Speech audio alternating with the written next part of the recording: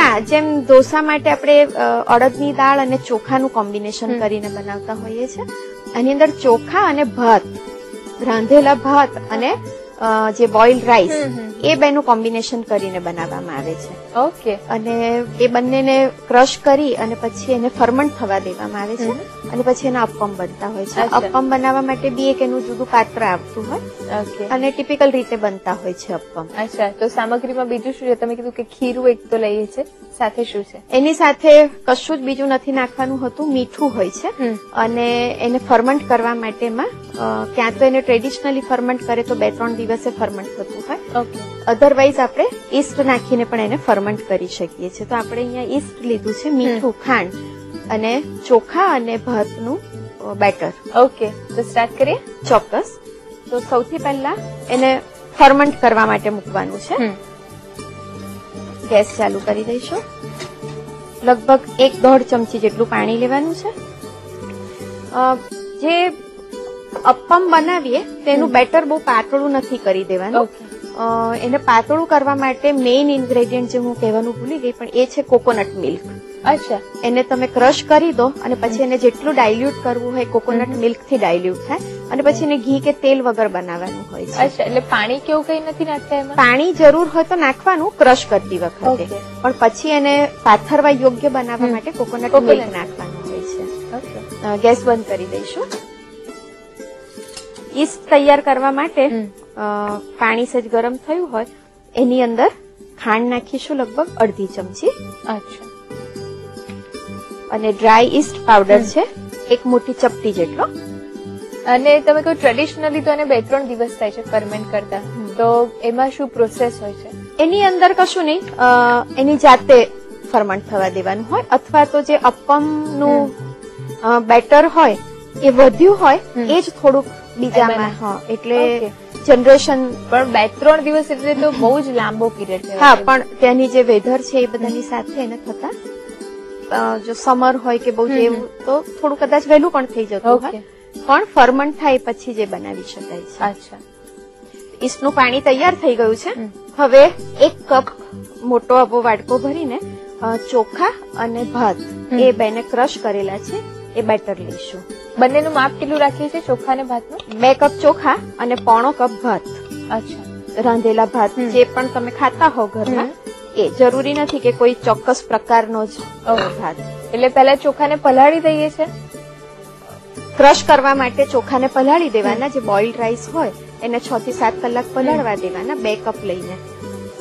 પછી એ પલળી જાય એટલે એને ક્રશ કરવાની શરૂઆત કરીએ ત્યારે એમાં ભાત પણ મિક્સ કરી દેવાનો અને પછી બંનેને ફાઇન પેસ્ટ કરી દેવાની. ઓકે. અને પછી તેને 2-3 દિવસ અથવા તો આ રીતે આપણે આમાં લગભગ 6 થી 8 કલાકમાં આથો આવી જશે. હવે એમાં મીઠું પણ નાખીશું. જયારે એને ફર્મન્ટ કરવા મૂકીએ ત્યારે મીઠું પણ નાખવાનું હોય છે. 1/2 ચમચી મીઠું. અને હવે આ ઈસ્ટ વાળું પાણી એમાં નાખી દઈશું. હવે એને હલાવી લઈશું. ઓકે. ઈસ્ટનું પ્રમાણ ખૂબ ચોક્કસ રાખવું પડશે? ના, થોડુંક જ. એને ખાલી એકવાર બેક્ટેરિયાઝ અંદર એન્ટર કરવા પૂરતું જ આપણે નાખીએ છીએ. એટલે જો સમર હોય તો મેં જે માપ બતાવ્યું 1 મોટી ચપટી જેટલું, એનું પણ અડધું નાખવાનું. અને વિન્ટર હોય તો કદાચ આનાથી સ્લાઇટ વધારે લેવું પડે. તૈયાર છે ખીરું. એની અંદર મસાલા પણ બધા થઈ ગયા છે. હવે એને ફર્મન્ટ થવા દઈશું. ખીરામાં ઈસ્ટને બદલે બીજી કોઈ વસ્તુ વાપરી શકાય ખરી? ના, તમારે ઈસ્ટ ના જ વાપરવું હોય તો એને જાતે ફર્મન્ટ થવા દો. અને મેં જેમ કહ્યું કે આજ તમે માની લો બીજી વાર અપ્પમ બનાવતા હોવ તો આનું જે વધેલું પહેલી વારનું હોય ફર્મન્ટ થયેલું એ જ ફર્મેન્ટેશન માટે કામ કરશે. તો એ મિશ્રણ થોડુંક એમાં નાખી દો એટલે પાછું એ ફર્મન્ટ થવા માંડશે. એટલે ઈસ્ટ વગર બી આથો તો આવી જાય ખરો? હા, આવી જાય. હવે અપ્પમ બનાવવાની શરૂઆત કરીએ. અપ્પમ માટે આ ટાઈપનું અપ્પમ પાત્ર હોય છે, જે સામાન્ય આપણી કઢાઈ જેવું જ હોય પણ છીછરું. કઢાઈ કરતા થોડો શેપ જુદો હોય છે અને એની અંદર જ અપ્પમ બનાવવામાં આવતા હોય છે. ફર્મન્ટ થયેલું બેટર છે એ લઈશું.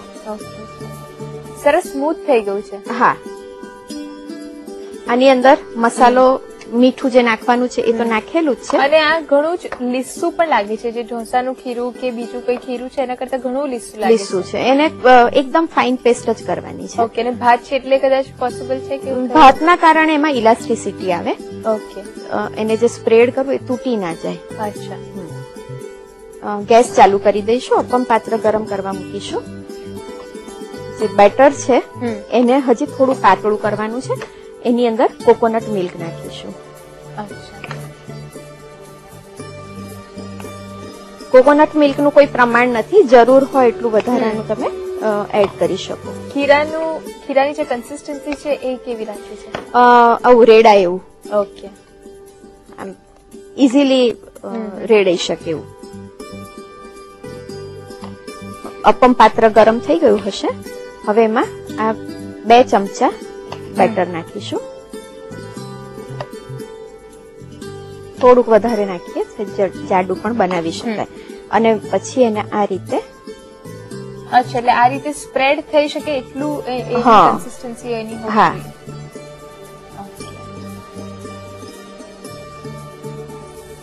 એનું સેન્ટર સેજ જાડું હોય અને કિનાર સેજ પાતળી હોય. ગેસ એકદમ ધીમો કરી દઈશું અને હવે એને ઢાંકીને ધીમા તાપે થવા દઈશું. ઓકે. 4 થી 5 મિનિટ એને થતા થશે, કારણ કે જે વચ્ચેનો ભાગ છે એ ખાસો જાડો છે. ઓકે. અને એને એક જ સાઈડ આ રીતે એક જ સાઈડ શેકવાનું હોય છે અને એને બહુ લાલ નથી થવા દેવાનું હોતું, સફેદ સફેદ જ કાઢવાના હોય છે.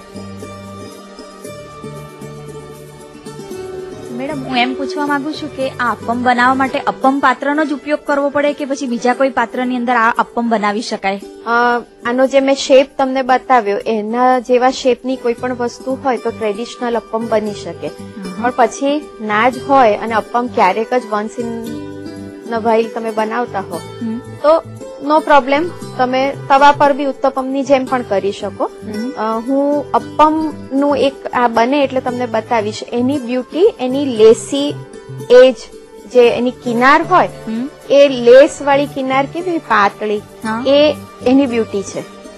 અને વચ્ચે જાડું હોય અને જાણે ચારે બાજુ એને ફ્રીલ મૂકી હોય એવું હોય, બોર્ડર જેવું. એટલે એના માટે આ પાત્ર ઉપયોગી થાય.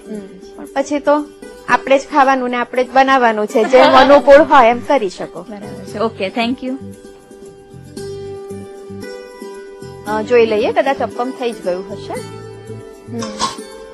નોનસ્ટિક લીધું છે પેન આપણે, એટલે એની ધાર એની જાતે જ છોડી દે. હા, અને કોકોનટ મિલ્ક હોવાને કારણે અંદર ઓઇલ કન્ટેન્ટ છે.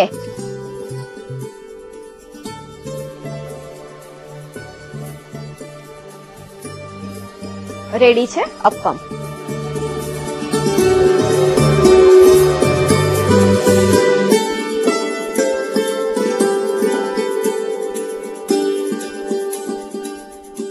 અપમ બનાવવા ખૂબ ઇઝી છે, પરંતુ ખીરામાં જો કોઈ પ્રોબ્લેમ થશે તો અપમમાં મજા નહીં આવે. અને એટલે જ એના માટે તમારે લખવી પડશે રીત. તો લખો, અપમ બનાવવા માટે જોઈશે પલાળેલા ચોખા તથા ભાતનું મિક્સચર 1/4 કપ, પાણી 1 થી 2 ચમચી, ખાંડ અડધી ચમચી, ડ્રાય ઈસ્ટ 1 ચમચી, મીઠું સ્વાદ અનુસાર, કોકોનટ મિલ્ક જરૂર મુજબ.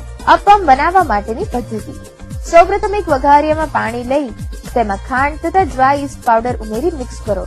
હવે પલાળેલા ચોખા તથા રાંધેલા ભાત વાળું મિશ્રણ લઈ તેમાં મીઠું અને તૈયાર કરેલું યીસ્ટનું મિશ્રણ ઉમેરી બરાબર ભેળવી લો. ત્યારબાદ તેને 6 કલાક ઢાંકણ ઢાંકી ફરમેન્ટ થવા દો. આથો આવી ગયા બાદ તેને પાતળું કરવા માટે તેમાં કોકોનટ મિલ્ક એડ કરો અને બરાબર બીટ કરી દો. હવે અપમ પાત્ર લઈ તેને ગરમ કરો અને તેમાં તૈયાર કરેલું અપમનું ખીરું એડ કરી બરાબર સ્પ્રેડ કરી દો. ઢાંકણ ઢાંકી ધીમા તાપે 4 મિનિટ માટે થવા દો. તૈયાર થઈ ગયા બાદ તેને સર્વિંગ પ્લેટમાં કાઢી સર્વ કરો.